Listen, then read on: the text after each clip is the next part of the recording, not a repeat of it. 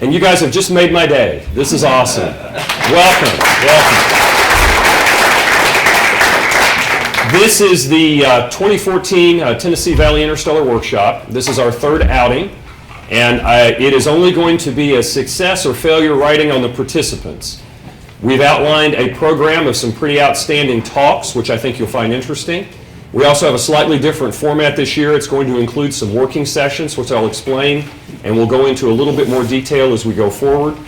We're planning on having an outreach event to the general public Tuesday evening at 7. Make sure if you have friends in the area that aren't able to participate that they know about that. It's getting pretty wide play on the public radio station. And with the release of the movie Interstellar, I think interest might be high.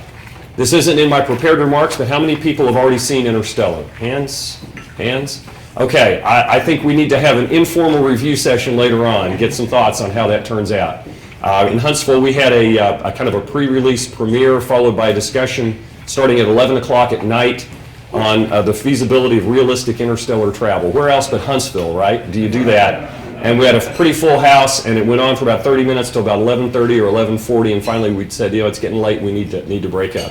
So there's a lot of excited people out there. There's an interest in the interstellar field, and we're glad you're here in the Tennessee Valley. Those of you who are not natives of the Tennessee Valley, I'm going to give a little bit of background about the TVIW and why we're located here.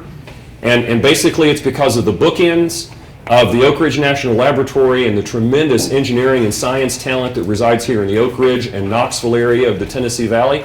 Bookended on the other side at Huntsville, Alabama, which is also on the Tennessee River, with the NASA Marshall Space Flight Center and the U.S. Army Missile Command.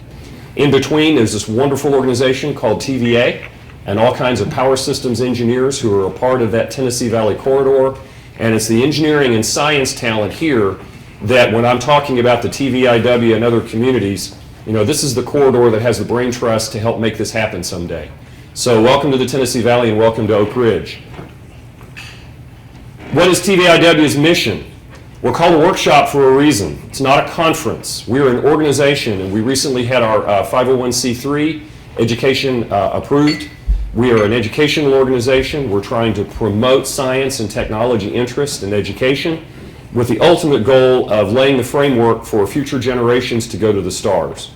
That means engagement in what's going on here. We expect collaborations to come out of this. Looking around the room, I was tempted to call on specific people like Jim Benford and Sandy Montgomery and John Rather, who have interest and background in beamed energy and beam power, to make sure you guys get together and have a chance to chat while you're here. Of course, we have John Mankins, who is probably the world's expert in space solar power systems. And he told me he was going to look for his button that he gave me last night, and I'm wearing it today, which is about his latest idea for space solar power.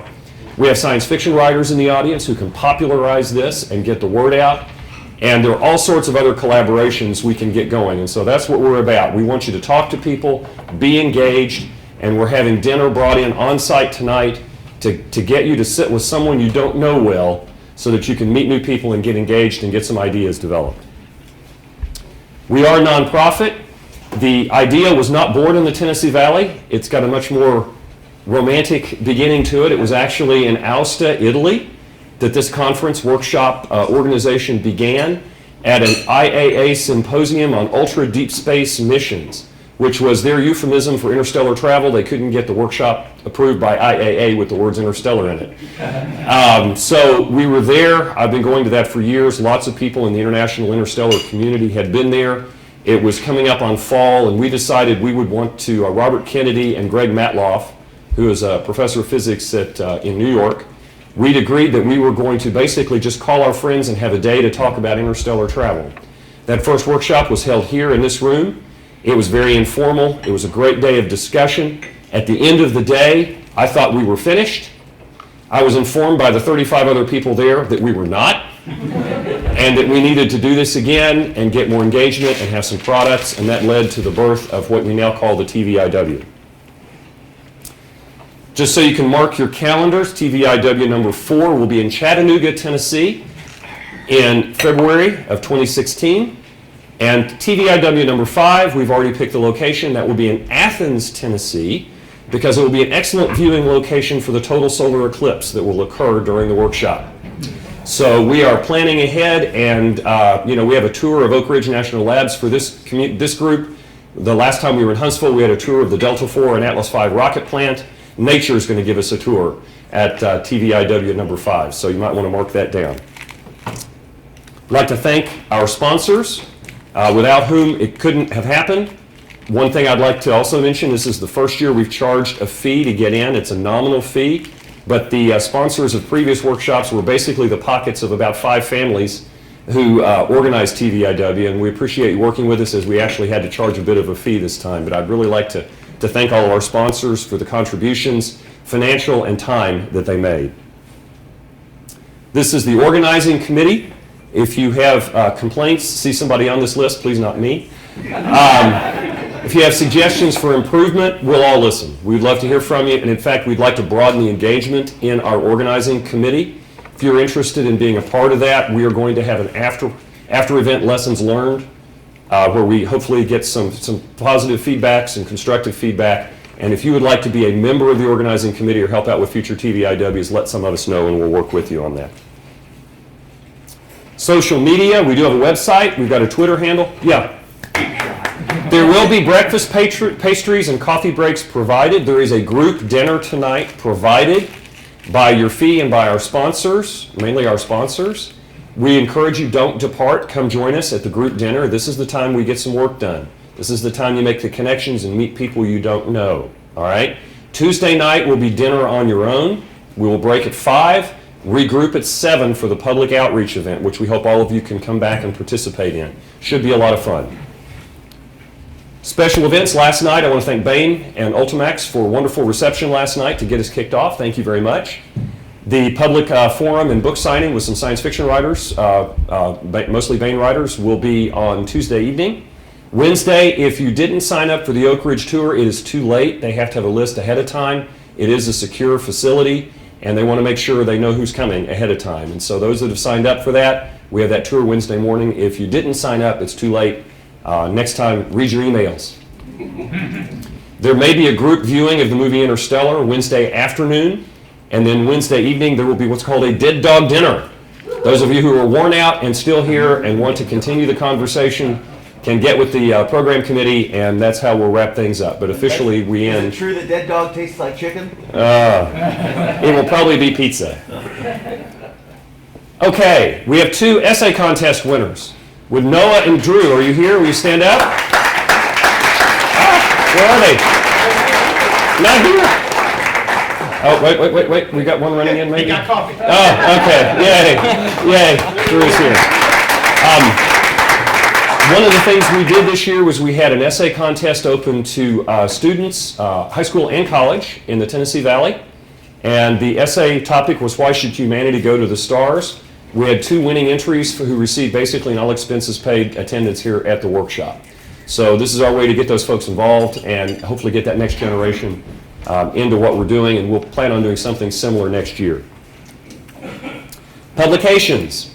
As with TVIW last year, after the workshop, we will contact specific presenters and see if you're interested in writing a paper on the work that you presented here at TVIW. There will be a special issue of the Journal of the British Interplanetary Society that will publish these papers. I'll be serving as the guest editor, working with Kelvin Long, who unfortunately, due to the death of his father, was not able to join us here today. Kelvin is the editor of the Journal of the British Interplanetary Society. He is also the director of the Initiative for Interstellar Studies in the UK. But we will have a special issue of that journal going out, and we will be soliciting papers following standard JBIS publication guidelines and peer review process. So just be aware that that's a possibility, and I hope if we ask you to contribute that you willingly do so. We had a really good turnout last time with some excellent papers, and actually had a double issue of the journal that was dedicated to the papers that came from this workshop. We'll have the workshop tracks, which we explained before we go into them. We've asked everyone to sign up for particular workshop tracks. That's what's a little bit different this time around, is it's not a series of presentations only. We're going to be getting you in smaller groups. Your workshop chairs have specific products that they want to achieve and get out of those workshop tracks. And also I'm going to ask the workshop chairs to consider if the content of their workshop merits it, to consider writing it up for either the proceedings of this TVIW, which we're also going to have out, which will be available to everyone, or for a paper in that special issue of the JBIS. Meeting etiquette, we're going to stay on schedule. Those of you who have attended a previous workshop where I'm the chair or have been in any professional meeting where I am involved in coordinating a session will know that I really try to keep us on time. One thing I don't like is to not have speakers late in the day have sufficient time to get their ideas put out and have the Q&A and the time allotted to them because speakers in the morning ran over excessively. 1 or 2 minutes we'll live with, after that, not. What's going to happen is if you're a speaker, I'm sitting over here on the left side to the speaker's left. I'll give you the 5-minute warning, which usually means wrap up and allow for questions. At the 3-minute warning, it means you really better wrap up. But when I stand up, I'm going to walk up here and basically move you out of the way because we want to get the next speaker lined up, and it'll take a minute to queue up their presentation and to hand off the microphone. Now, speakers, there are 2 mics. One is for everyone to hear. The other is a lapel or mic that you wear. Yes? The one that you're wearing is going to the camera.